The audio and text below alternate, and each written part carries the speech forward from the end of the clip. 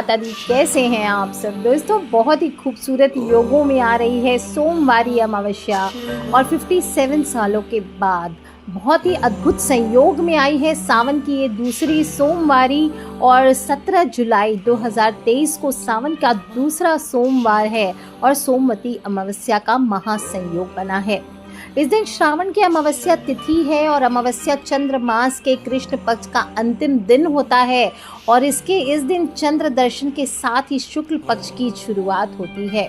सोमवार और अमावस्या के योग की वजह से ही इसे सोमवती कहते हैं और इस दिन नकारात्मक शक्तियां बहुत ज़्यादा सक्रिय रहती है जो कि नुकसान पहुंचा सकती है और ये इसलिए अमावस्या शुभ भी हो सकती है और अशुभ भी हो सकती है और कई शुभ संयोगों के साथ ये आई सोमवती अमावस्या मनुष्यों का उद्धार करने वाली है।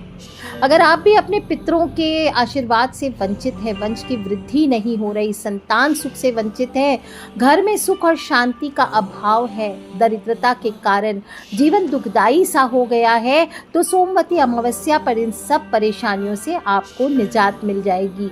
और इस बारी तो साथ ही हरियाली अमावस्या और सोमवती अमावस्या का अद्भुत संयोग बना है।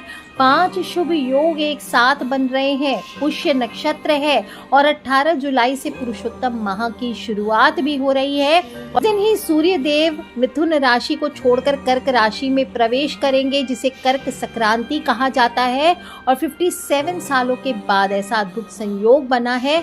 इससे पहले 1966 में 18 जुलाई को सोमवती अमावस्या थी और अब 2023 में 17 जुलाई को आ रही है। सूर्य हो, चंद्र हो, बुध हो, राहु केतु हो, उस समय जिन राशियों में थे इस बार फिर से उन्हीं राशियों में रहने वाले हैं।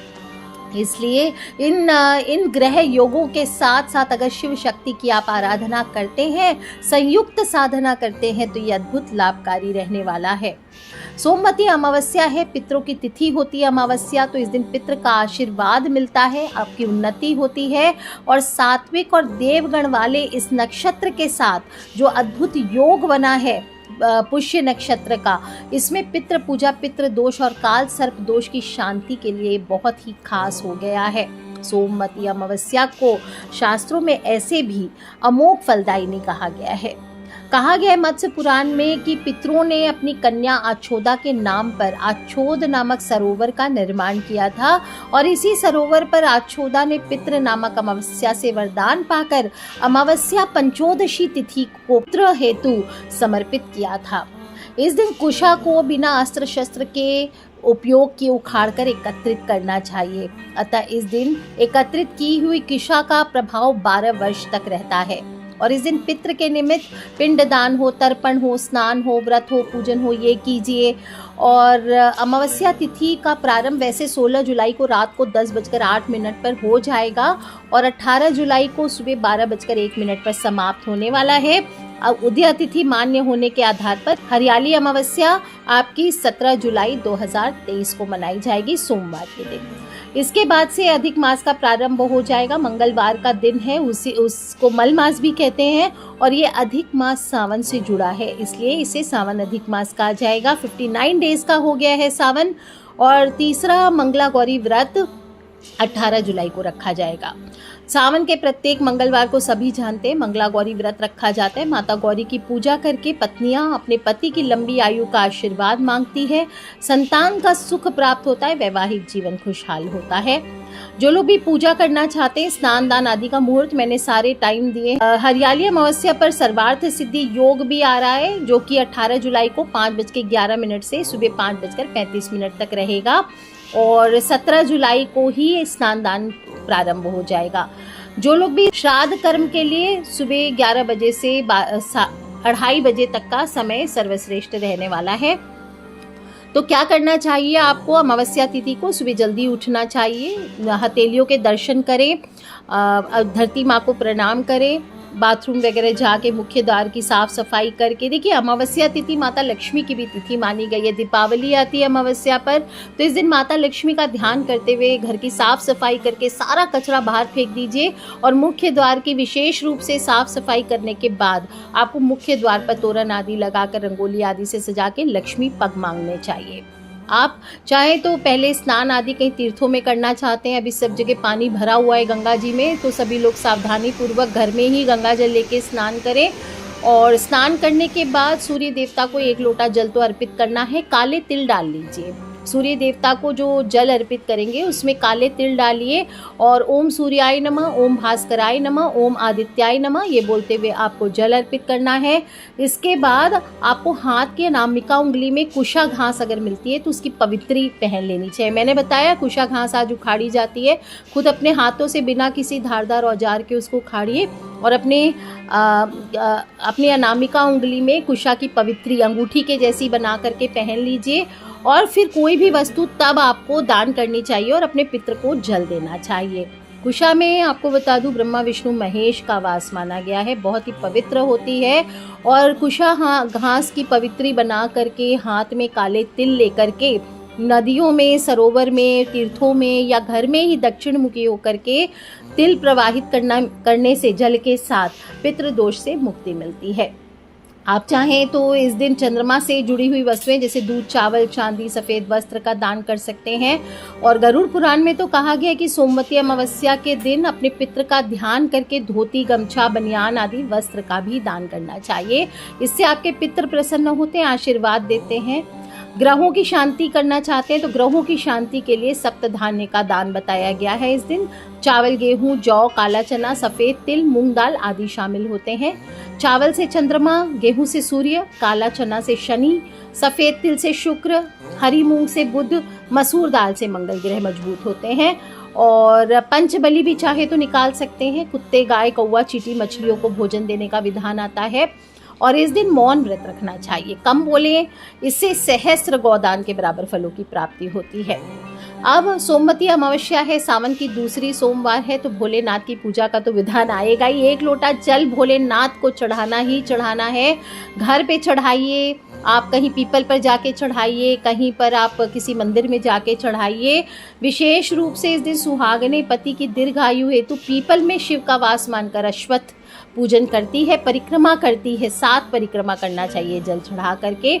इससे सर्वार्थ सफलता मिलती है, पितृदोष से मुक्ति मिलती है और सुहाग की रक्षा होती है।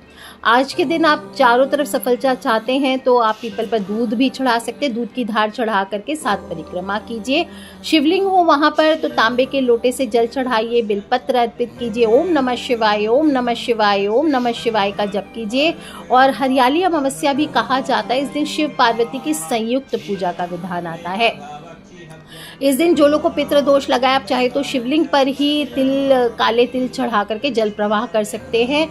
तिल के तेल का दीपक कर सकते हैं। चंदन से धूप कीजिए, सफ़ेद चंदन चढ़ाइए, सफ़ेद तिल चढ़ाइए, दूध की धारा चढ़ाइए, सफ़ेद पुष्प चढ़ाए, खीर का भोग लगाए भोले बाबा को। दाल मखाने की खीर बना लीजिए जो लोग उपवास आदि कर रहे हैं। और सुहागन स्त्रियाँ इस दिन माता पार्वती के निमित्त सुहाग सामग्री जो श्रृंगार की सामग्री होती है वो चढ़ा करके उसको बांटना चाहिए।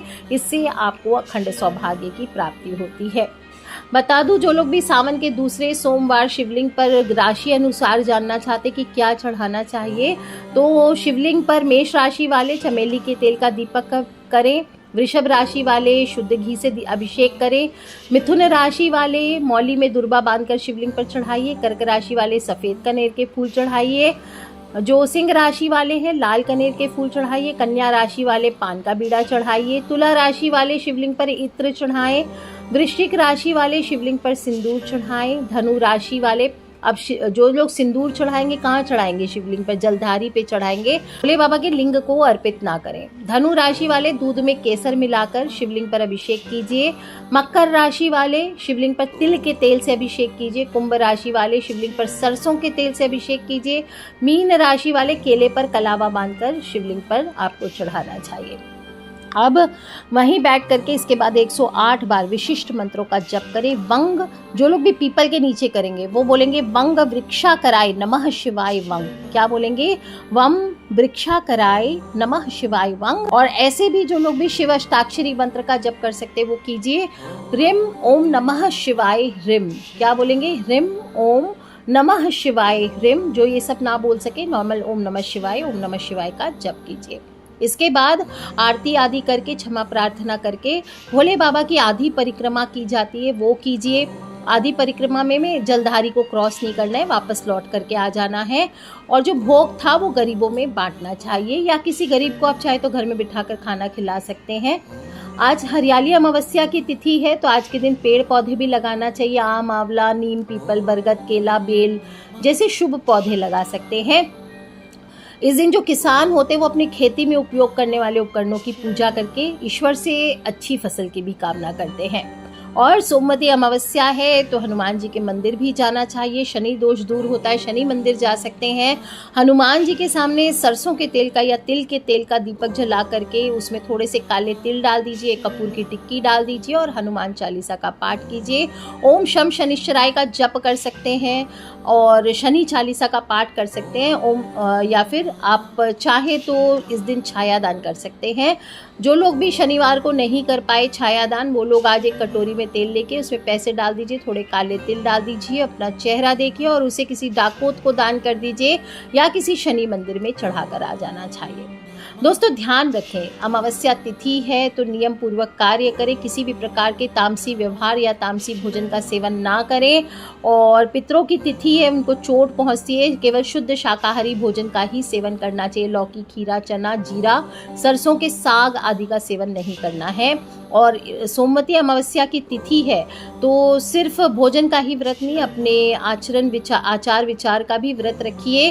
किसी को भी आप अपनी वाणी से चोट ना पहुंचाएं, मारपीट ना करें, किसी को गाली गलौच ना करें, किसी का अपमान ना करें और पितृ का श्राद्ध अवश्य करें। कुछ नहीं हो सके तो तर्पण कीजिए, घर में ही थोड़ा जल लेके, काले तिल लेके दक्षिण दिशा में।